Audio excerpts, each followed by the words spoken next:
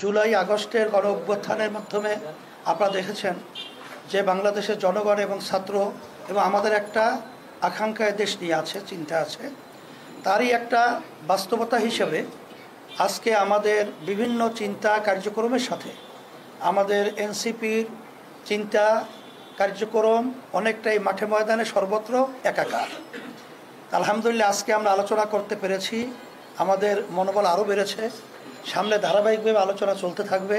আশা করি যে এই ফ্যাসিস্ট যে হাজার হাজার মায়ের কোল খালি করেছে, সন্তান হারা করেছে, আমাদের দেশের টাকা পাচার করেছে, এদের বিচার দলগত সহ আগে হবে, তারপর আমরা নির্বাচনের চিন্তা আমাদের মাথায়, তারপর নির্বাচন আমরা চাই, সংস্কার প্রয়োজনীয় হবে, তারপর জাতীয় নির্বাচন।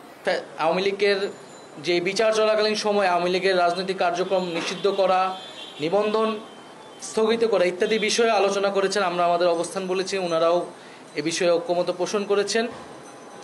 তো আমাদের এই বিষয়গুলো মাত্র আজকে আলোচনা শুরু হয়েছে এবং এটা অব্যাহত থাকবে, এবং যদি প্রয়োজন হয় মাঠেও আমরা একসাথে জনগণকে ঐক্যবদ্ধ করব। এবং আমাদের বর্তমান রাজনৈতিক পরিস্থিতিতে যে আমরা দেখছি সারা দেশে এক ধরনের চাঁদাবাজি, লুটপাট এবং জনগণের অধিকার হরণের মতো কাজগুলো আবারও বাংলাদেশের রাজনীতিতে ফেরত আসছে, তার বিরুদ্ধে আমাদের দৃঢ় অবস্থান।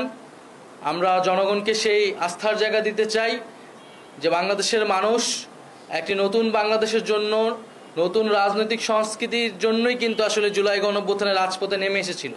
যদি পুরনো রাজনৈতিক সংস্কৃতি, পুরনো বন্দোবস্তের জন্য কেউ চেষ্টা করে, তাহলে বাংলাদেশের জনগণ সেটা মেনে নেবে না, এবং জুলাই গণঅভ্যুত্থানের শক্তি হিসেবে, ফ্যাসিবাদ বিরোধী শক্তি হিসেবে আমরাও সেটা মেনে নেব না।